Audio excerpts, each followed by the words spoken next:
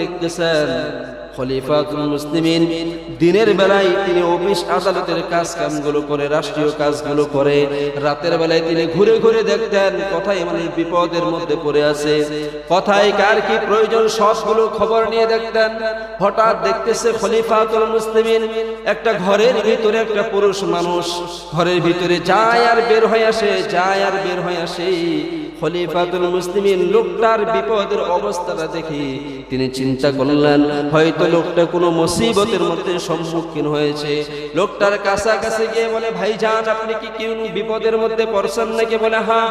বলে কি বিপদ? বলে আমার স্ত্রী এখন সে প্রেগনেন্ট রয়েছে, এখন সে দুনিয়াতে বাচ্চা একটাকে জন্মগ্রহণ করবে, এই মাত্র প্রসব করবে, তার প্রসবের বেদনা এত কঠিন হয়েছে, এত ব্যথা,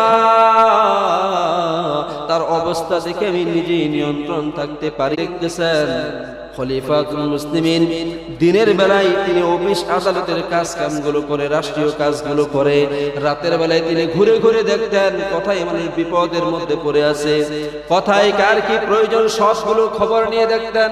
হঠাৎ দেখতেছে খলিফাতুল মুসলিমিন একটা ঘরের ভিতরে একটা পুরুষ মানুষ ঘরের ভিতরে যায় আর বের হয়ে আসে, যায় আর বের হয়ে আসে। খলিফাতুল মুসলিমিন লোকটার বিপদের অবস্থাটা দেখি তিনি চিন্তা করলেন হয়তো লোকটা কোনো মুসিবতের মধ্যে সম্মুখীন হয়েছে। লোকটার কাছাকাছি গিয়ে বলে, ভাইজান আপনি কি কেউ বিপদের মধ্যে পড়ছেন নাকি? বলে হ্যাঁ। বলে কি বিপদ? বলে আমার স্ত্রী এখন সে প্রেগনেন্ট রয়েছে, এখন সে দুনিয়াতে বাচ্চা একটাকে জন্মগ্রহণ করবে, এই মাত্র প্রসব করবে, তার প্রসবের বেদনা এত কঠিন হয়েছে, এত ব্যথা,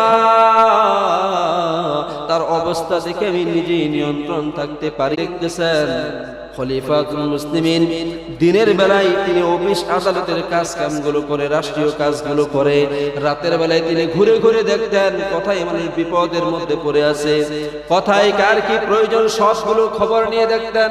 হঠাৎ দেখতেছে খলিফাতুল মুসলিমিন একটা ঘরের ভিতরে একটা পুরুষ মানুষ ঘরের ভিতরে যায় আর বের হয়ে আসে, যায় আর বের হয়ে আসে। খলিফাতুল মুসলিমিন লোকটার বিপদের অবস্থাটা দেখি তিনি চিন্তা করলেন হয়তো লোকটা কোনো মুসিবতের মধ্যে সম্মুখীন হয়েছে। লোকটার কাছাকাছি গিয়ে বলে, ভাইজান আপনি কি কেউ বিপদের মধ্যে পড়ছেন নাকি? বলে হ্যাঁ। বলে কি বিপদ? বলে আমার স্ত্রী এখন সে প্রেগনেন্ট রয়েছে, এখন সে দুনিয়াতে বাচ্চা একটাকে জন্মগ্রহণ করবে, এই মাত্র প্রসব করবে, তার প্রসবের বেদনা এত কঠিন হয়েছে, এত ব্যথা, তার অবস্থা দেখে আমি নিজেই নিয়ন্ত্রণ থাকতে পারি।